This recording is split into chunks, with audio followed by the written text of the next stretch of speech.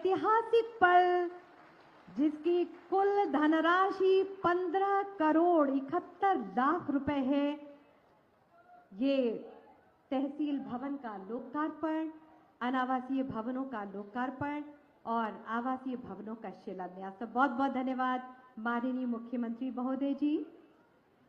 स्पष्ट लक्ष्य, सटीक रणनीति, न रुकना न थकना, नई नित सकारात्मक सोच से प्रदेश को विकास की ऊंचाइयों की ओर ले जाने में पूरी तरह सक्षम सुशासन के प्रतीक माननीय मुख्यमंत्री माननीय श्रीमान योगी आदित्यनाथ जी से मैं बहुत ही आदर के साथ निवेदन करती हूँ, प्रार्थना करती हूँ कि आज के इस शुभ मौके पर अपने आशीर्वचनों से हम सभी को अनुग्रहित करने की कृपा करें।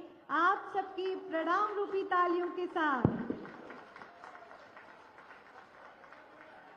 भारत माता की, भारत माता की, भारत माता की।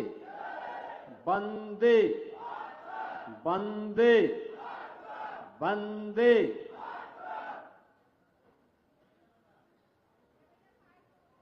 मंच पर उपस्थित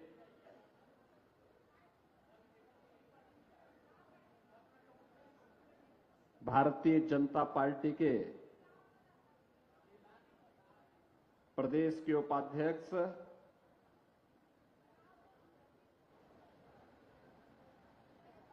विधान परिषद सदस्य और पूर्व सांसद श्री पदम सेन चौधरी जी,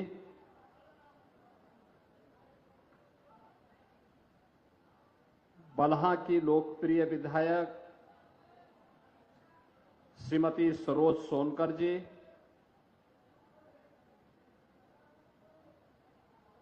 माननीय विधायकगण श्री सुरेश्वर सिंह जी, श्री सुभाष त्रिपाठी जी,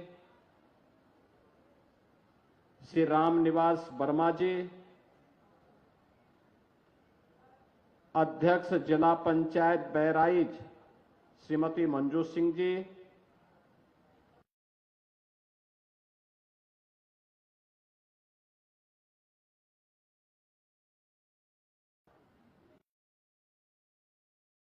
श्री ब्रजेश पांडे जी, पूर्व मंत्री श्री मुकुट बिहारी वर्मा जी, पूर्व सांसद श्री अक्षयवर लाल गौड़ जी, सभी माननीय जनप्रतिनिधिगण,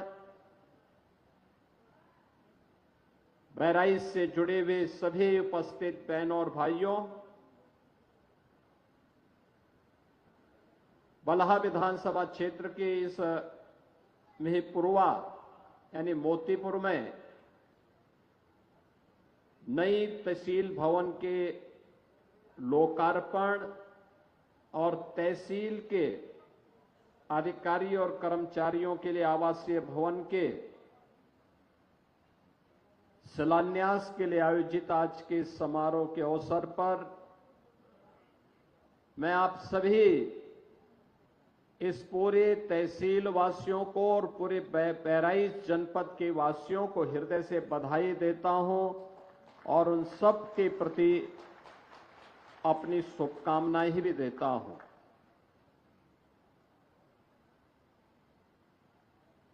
बहराइच जनपद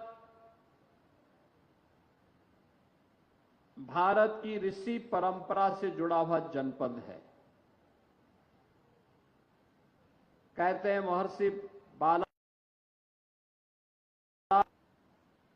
एक विश्व प्रसिद्ध आश्रम इसी बहराइच जनपद में था और बहराइच की पहचान और नाम उन्हीं बालार्क ऋषि के नाम पर आगे चला था और ये बहराइच वही ऐतिहासिक भूमि है जहां पर एक विदेशी आक्रांता को धूल दूषित करते हुए महाराज सुहेलदेव ने भारत की विजय पताका को दिगंत तक पहुंचाने का काम किया था।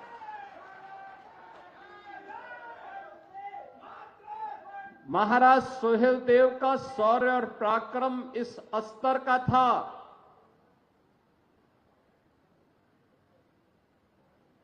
उन्होंने विदेशी आक्रांताओं के साथ जो शौर्य और पराक्रम का परिचय दिया था उसी की परिणति थी कि 150 वर्षों तक कोई विदेशी आक्रांता भारत पर हमला करने की कोई दुस्साहस नहीं कर पाया था। बहनों और भाइयों, ऐसी पावन धरा को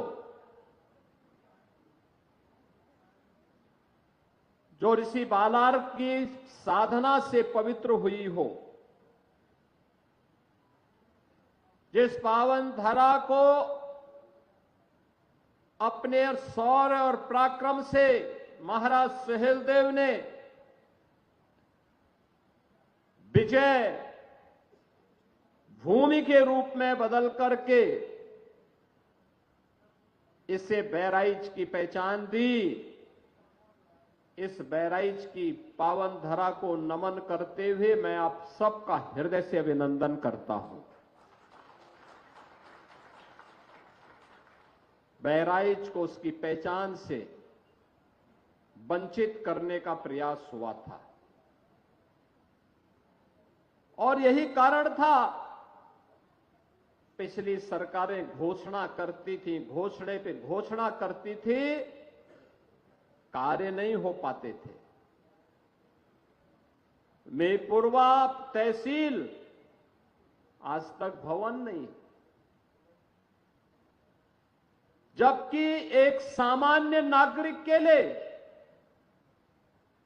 सबसे ज्यादा उसका कार्य पड़ता है तहसील से। भूमि संबंधी रिकॉर्ड हो, उसके पैमाइश की कार्रवाई हो, वरासत की कार्रवाई हो, नामांतरण हो, बंटवारे का कार्य हो या फिर लैंड यूज से जुड़ी हुई ये सभी मामलों का निस्तारण का केंद्र तो तहसील है। आपको अपने विरासत को आगे बढ़ाना हो, खेत के कागजात आपको चाहिए, उसका केंद्र तो तहसील है। जब तहसील की अपना भवन ही नहीं होगा, एक सामान्य न्याय को राजस्व बात से जुड़े हुए मामलों में क्या न्याय मिल पाएगा? बहनों और भाइयों, जब 2017 में भारतीय जनता पार्टी के डबल इंजन की सरकार प्रदेश में आई,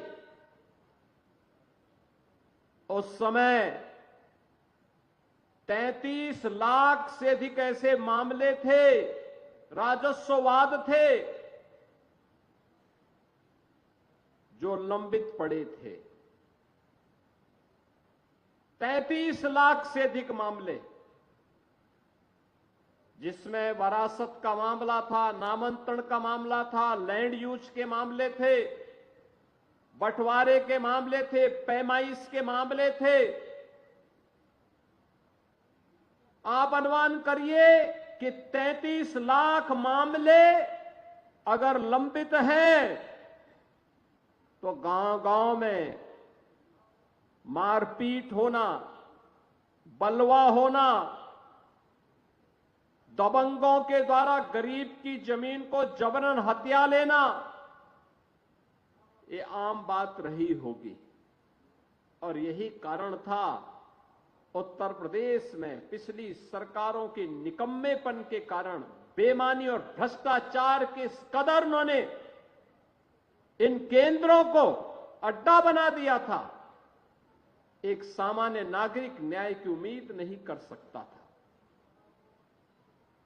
गरीब की आवाज को दबाई जाती थी। हम लोगों ने एक समय सीमा तय की, राजस्व संहिता तैयार करके सुनिश्चित किया कि एक समय सीमा के बाद अगर बात लंबित है तो जवाबदेही तय होगी। जिस स्तर पर लंबित है एसडीएम के स्तर पर, तहसीलदार के स्तर पर, नायब तहसीलदार के स्तर पर, कानून गो के स्तर पर, लेखपाल के स्तर पर, जिस भी स्तर पर लंबित है उसके लिए जवाबदेही तय होगी। और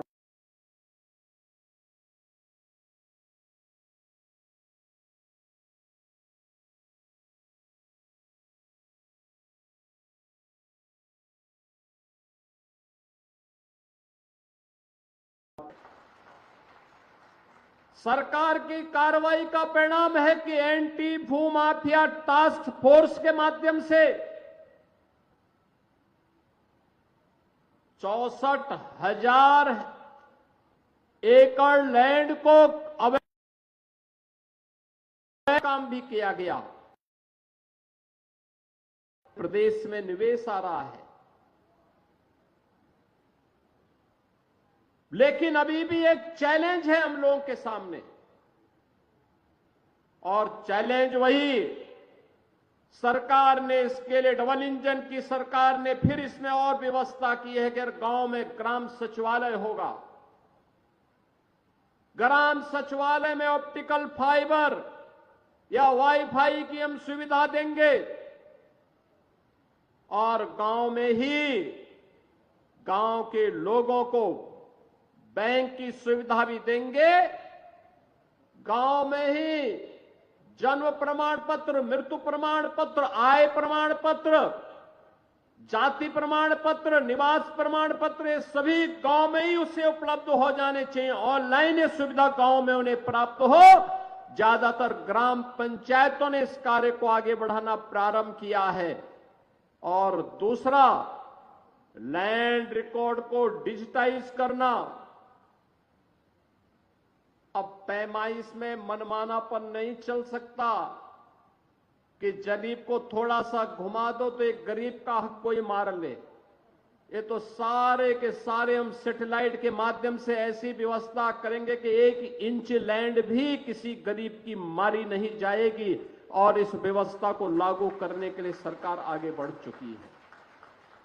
इसके लिए अच्छी तहसील भवन की आवश्यकता थी, और इसीलिए आज मैं स्वयं ही मिहीपुरवा में आया हूं, इस मोतीपुर में आया हूं, आप सबको समर्पित करने के लिए, इस तहसील भवन को करने के लिए आया हूं। अब ऐसा भी नहीं हो सकता कि यहां तहसील में जिन अधिकारियों की तैनाती होगी वे बहराइच में रहेंगे। नहीं, उनके लिए आवास भी यहीं बनेगा, और यहीं पे कैंपस में रह करके उस समस्या का समाधान भी करेंगे। हमने पहले ही कह रखा है, जहां तहसील है, जहां ब्लॉक है, जहां थाना है, जहां सर्किल है, वहां के अधिकारी वहीं पे रहे, रात्रि निवास वहीं पर करें, क्योंकि बहानेबाजी नहीं चल सकती। और वहीं पर रहने के लिए उन्हें कहा गया है। बहनों और भाइयों, जब ये आवासीय सुविधा बनेगी और सुविधा यहां पर हो जाएगी, जिससे लोगों को समय से न्याय मिले, लोगों का एहसास हो, किसी गरीब के साथ, किसी किसान के साथ, किसी नौजवान के साथ, किसी महिला के साथ अन्याय न हो। ये डबल इंजन की सरकार प्रधानमंत्री मोदी जी के नेतृत्व में इसको प्रभावी ढंग से लागू करने के लिए पूरी प्रतिबद्धता के साथ लगी हुई है। और इसी दृष्टि से बहनों भाइयों, आज मुझे यहां पर इस तहसील के लोकार्पण कार्यक्रम में आवासीय भवनों के शिलान्यास कार्यक्रम के लिए स्वयं यहां पर आना पड़ा है। मैं पिछले दिनों भी बहराइच आया था। बरसात के बाद जब यहां पे भेड़िया के आतंक से लोग परेशान थे, और मैं देख करके बहुत चौंका था। वो भेड़िया जो है यहां पे सामान्य दिनों में तो कोई नुकसान, ने अचानक यहां पर जनहानि करनी प्रारंभ कर दी थी। काफी बच्चों को उसने अपना शिकार बनाया था, और अंततः पकड़ा गया।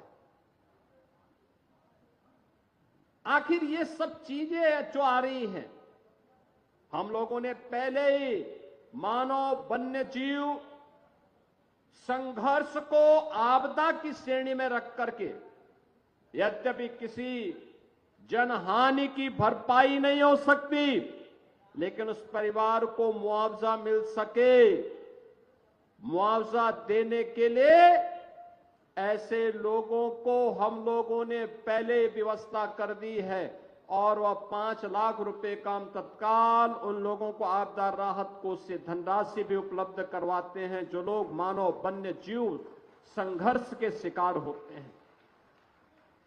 अनंत संभावनाओं को समेटे हुआ यह बहराइच जनपद घाघरा और सरयू नदी के तट पर स्थित है। खेती उपजाऊ है, अत्यंत उर्वरा भूमि है, पर्याप्त वन संपदा है। कर्तनिया यहां पर एक वन्य जीव का अभयारण्य भी है। पर्यटन की अनंत संभावनाएं हैं और अब तो बहराइच में उनका मेडिकल कॉलेज भी बन गया है और बहराइच में महाराज सुहेलदेव का विजय स्मारक भी बनकर के तैयार हो गया, जिसको कुछ ही दिनों में लोकार्पण की कार्रवाई संपादित होगी।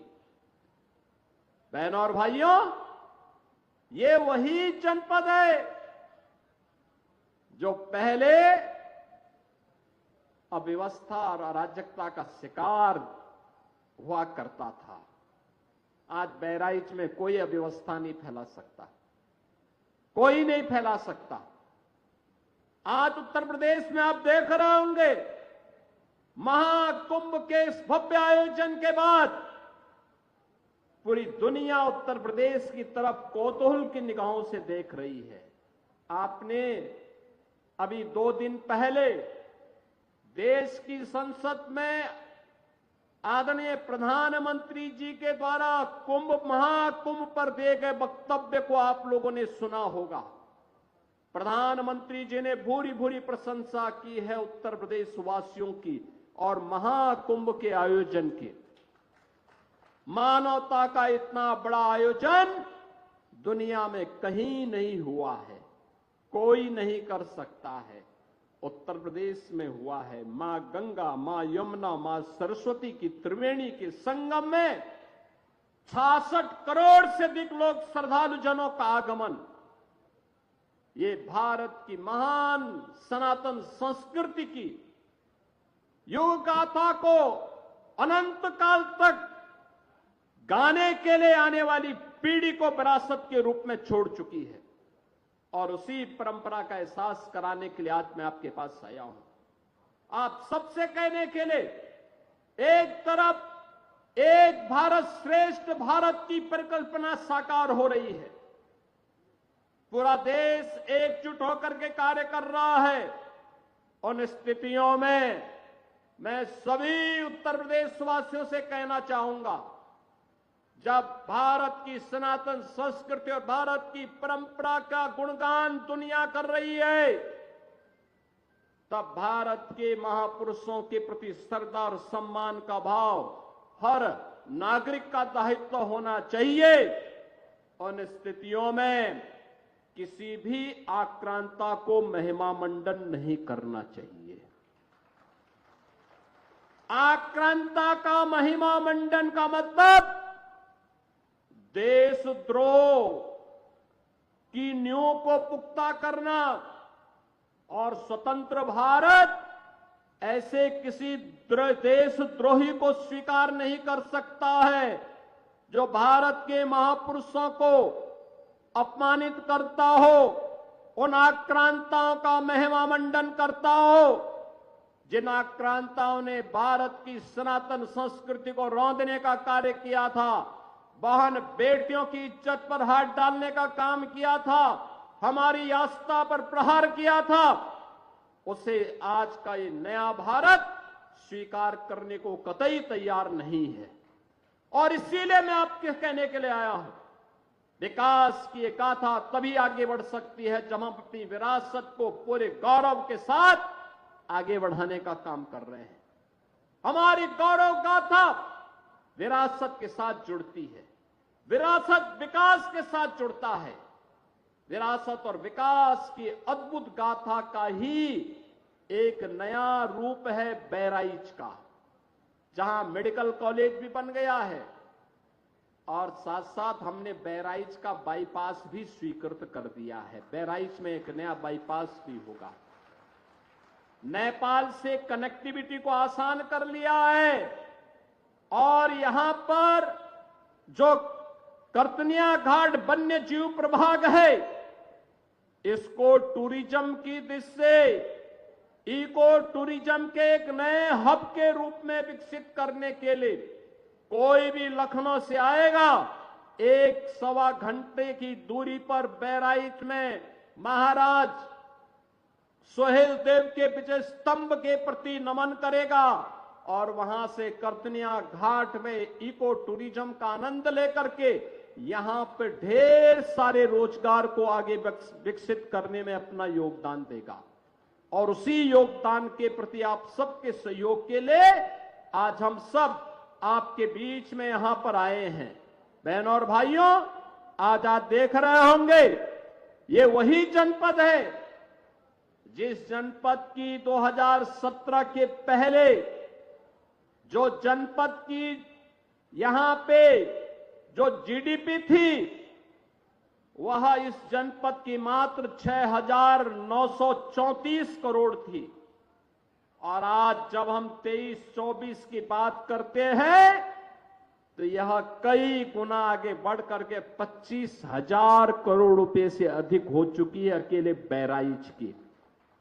बहराइच में इस दौरान यहां पे निवेश के भी ढेर सारे प्रस्ताव आए हैं।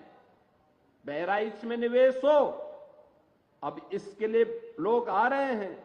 निवेश का मतलब रोजगार का सृजन, आगे बढ़ना, उस प्रकार की व्यवस्था को आगे बढ़ाना, और ये चीजें आज एक और सरकार तेजी के साथ आगे बढ़ाने का काम कर रही है। आज मुझे अभी गोंडा में बहराइच के युवाओं को भी हम लोग मुख्यमंत्री युवा उद्यमी योजना के अंतर्गत कई युवाओं को 5 लाख रुपए तक का ब्याज मुक्त ऋण उपलब्ध करवाने का कार्य करने जा रहे हैं, जिससे वह भी एक युवा उद्यमी के रूप में अपनी पहचान बना सके।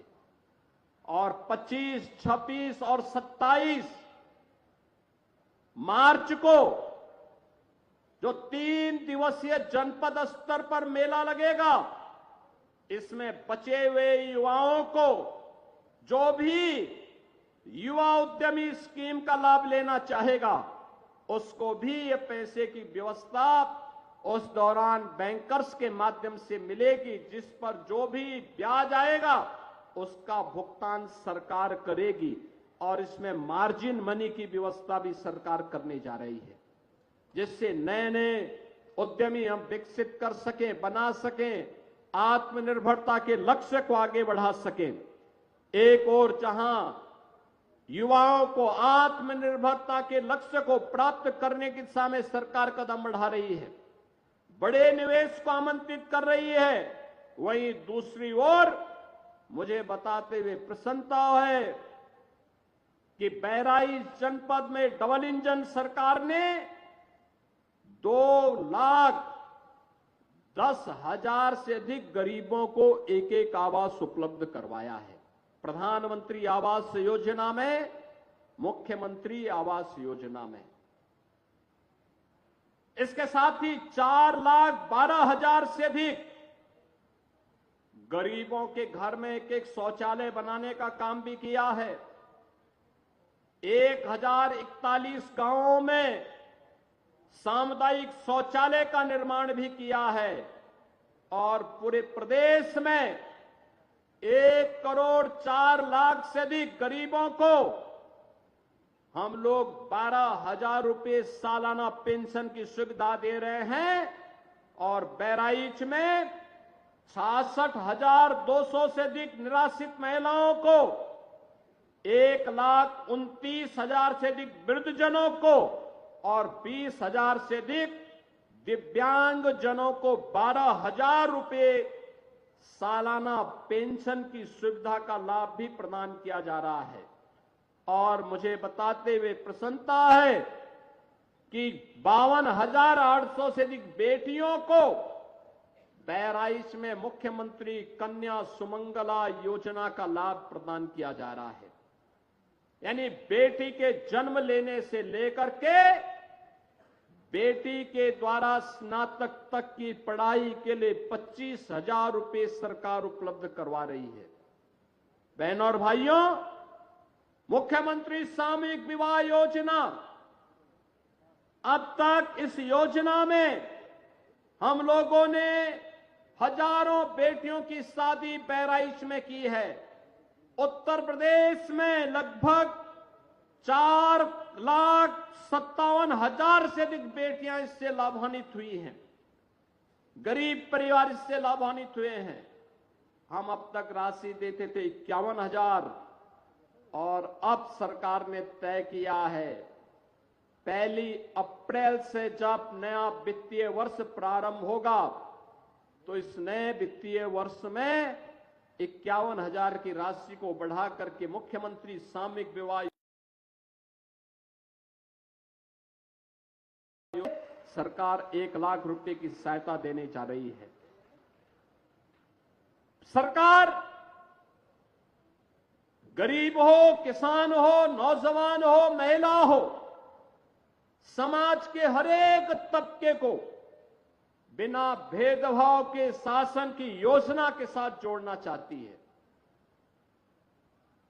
और शासन की योजना जब बिना भेदभाव के सबको मिल रही है तो हमारे भी दायित्व बनता है कि हम भी विकास की इस प्रक्रिया का हिस्सा बने। उसी प्रक्रिया का हिस्सा बनाने के लिए आज मैं आपके बीच यहां पर आया हूं। मैं आप सबसे यही कहूंगा, याद रखना, विकास का कोई विकल्प नहीं हो सकता। और जो ये भवन बनाए जा रहे हैं, हमारा प्रयास है, भवन बन गया है, बहुत शीघ्र हम लोग यही व्यवस्था करने जा रहे हैं कि हर तहसील में फायर स्टेशन की स्थापना भी हो, जिससे गर्मियों में फसलों पर या गरीबों के या किसी भी घर में किसी भी अन्य स्थल पर अग्निकांड की घटना से कोई जनधन की हानि न होने पाए। लगातार सरकार इस दिशा में प्रयास कर रही है। अच्छी कनेक्टिविटी हो, आवागमन आसान हो, सरकार इसके लिए पूरी प्रतिबद्धता के साथ कार्य कर रही है। और इसीलिए आज आपके बीच में मैं यहां पर आया हूं। मैं इस अवसर पर एक बार फिर से मीरपुरवा की इस नई तहसील भवन के लोकार्पण के अवसर पर आप सभी को बधाई देता हूं। पूरे बलहा विधानसभा क्षेत्र और बहराइच के वासियों को बधाई देता हूं। आप सबको मैं आगामी चैत्र नवरात्रि का कार्यक्रम प्रारंभ होने जा रहा है 30 मार्च से, नवरात्रि की भी और रामनवमी की भी हृदय से बधाई देते हुए अपनी शुभकामनाएं देता हूं और विश्वास करता हूं कि सुशासन और विकास की इस रफ्तार के साथ कदम से कदम मिला करके आप हमारे जनप्रतिनिधियों के साथ आगे बढ़ेंगे। आप सबके प्रति मेरी शुभकामनाएं। धन्यवाद। जय हिंद। बहुत बहुत धन्यवाद माननीय मुख्यमंत्री महोदय जी। और अब आज का पल मानस पटल पर